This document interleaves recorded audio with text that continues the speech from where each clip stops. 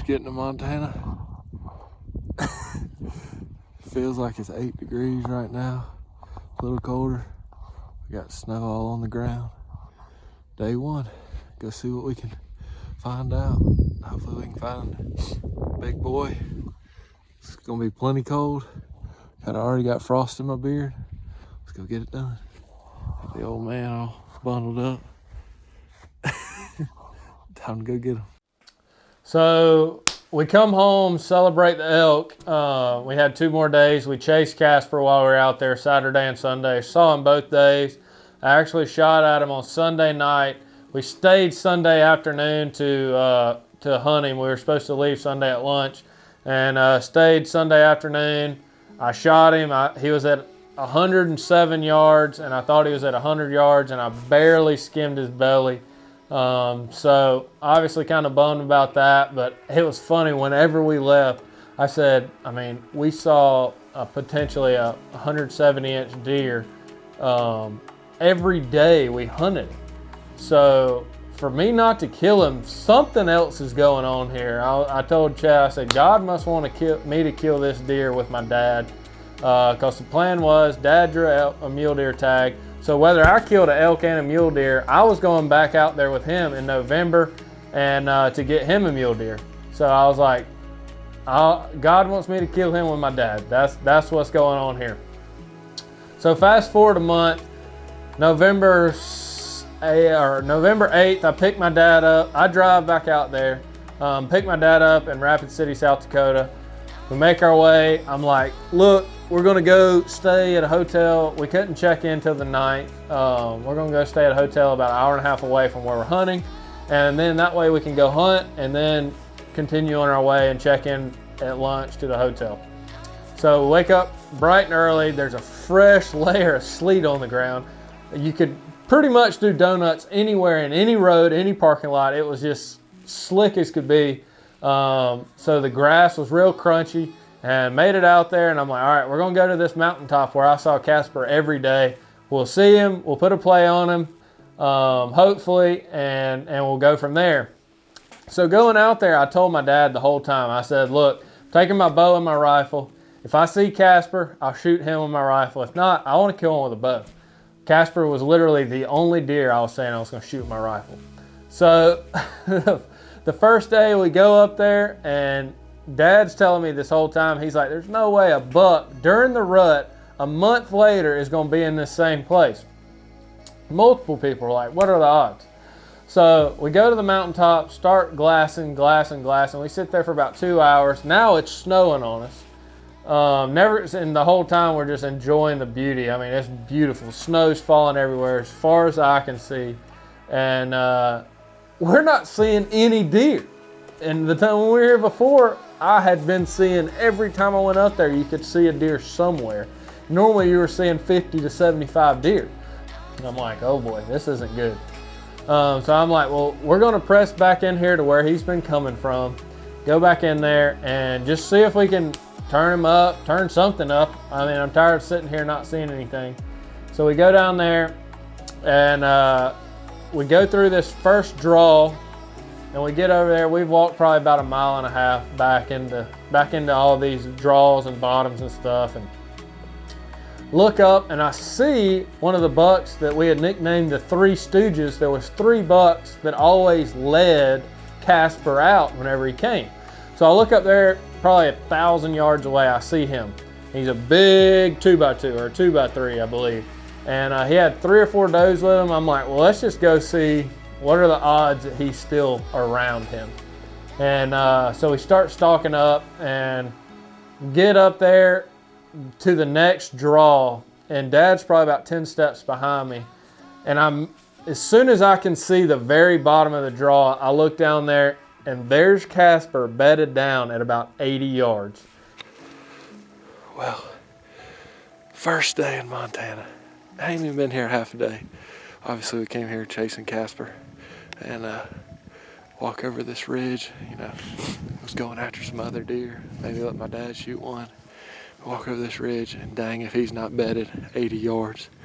And had my gun on my back. I had to take my sling off and everything, take my scope cover off, and he was bedded down. He was bedded down right there. You can see where he was laying, bedded down, melted the snow. And he is laying dead right down there.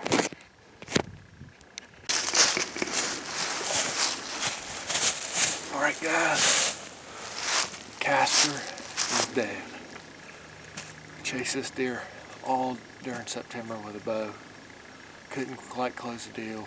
Took a shot at him at 107 yards and skimmed his belly. And then today, me and my dad just got back up here and hadn't really been seeing much this morning. And we pushed back to where I thought he might be. And we saw the 3 bucks that was normally with him a ways off, and we were gonna go see if just he was around them. And we start walking to him, and my dad's behind me. And I look up and he's bedded down about 80 yards away. Took my gun off my shoulder, took my scope cover off, and harvested the biggest mule deer I'll probably ever kill. He's an absolute freak, got 3 main beams. This deer's something special. Means a lot to me to have my dad here with me. I even told Chet when we came, and then we didn't kill him on the last day. Saw him the last day. I took a shot at him at 107 yards and missed. I said, must just be meant to be for me to kill him with my dad here. And this is probably one of the, if not the biggest, one of the biggest deer I've ever killed. It's gonna be the biggest deer I've ever killed. He's just a freak of nature. 3 main beams, still got some velvet on him. I'm stoked. First day here. We got 7 days left to get my dad on one. Got my cousin coming in tomorrow, and 3 buddies from back home. So we got plenty more mule deer to drop, and the week's definitely starting off good though. So y'all stay tuned. We got more mule deer hunting coming for you. So now, switching gears. Dad's got a tag. My cousin's coming in the next day. My good friend Tyler Ward, Cameron Collins, and Walker Grimsley, they're all getting here the next day. So we've already got something to celebrate, and we got great hunting coming up. We got perfect weather all week. We got tons of snow coming in. It's gonna be 0. It was even -14 in my truck one morning. It's gonna be super cold all week. So we were super excited to get the week started. Everybody was showing up the next day. And I told Dad, not letting you shoot a deer unless it's a big one. And so I made sure to held him off on mule deer until we could find him a good one. And man, did we find him a good one. So Dad was up next. We spent 2 days walking. Didn't really find much. Passed up one that I'm like, man, we should have shot. So we go back in there, and I saw this deer from a mile away, and he was chasing a doe. We literally had to sprint a mile up to this deer, and we get up to him, and I'm like, all right, there he is. And Dad puts his sticks out. I hand him the gun, and I'm like, all right, Dad, shoot him. All right, Dad, shoot. He's standing at 198 yards. I'm like, shoot him, shoot him. And he's like, I can't see. And I look down, and he is literally faced the complete wrong way. And I'm like, well, no wonder you can't see him. So I turn his gun to him. I'm like, all right, there he is, shoot him. And he's like, I can't keep the gun still. Keep in mind, Dad's almost 60. We just ran a mile. So and he's got a big buck in front of him. So he's like just shaking and can't get under control. Finally, he squeezes the shot off.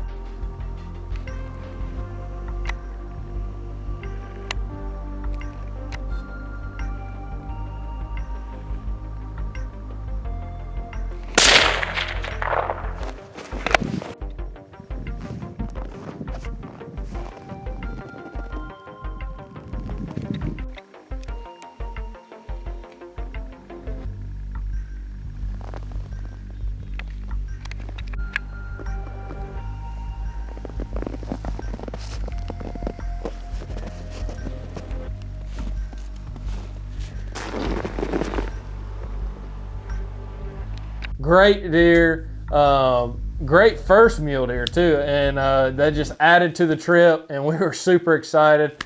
And deer just started dropping after Dad killed his. Dad shot his. My cousin comes to help us.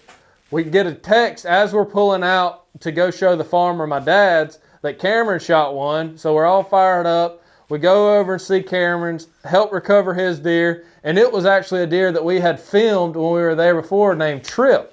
We had that deer at 130 yards broadside, and I thought so much about shooting that deer, and tried to put stalks on that deer multiple times. Never could get him killed. And then my cousin, he ends up getting permission to hunt this farmer's ranch. So the next day is his last day. So we bring him back out there the next morning, and boy, does he shoot a monster.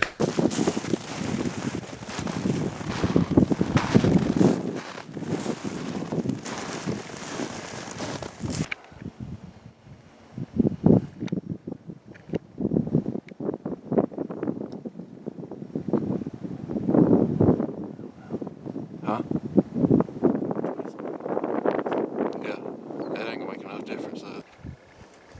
You about to? Yeah. Alright, I'm rolling whenever you're ready. I think I dropped. You rolled him up right there, son. Yes!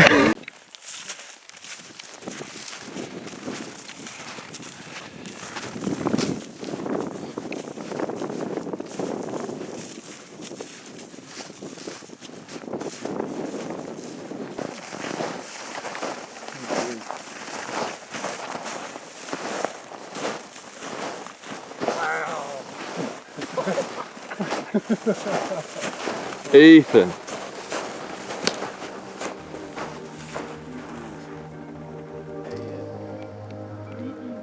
Grab some horn, son.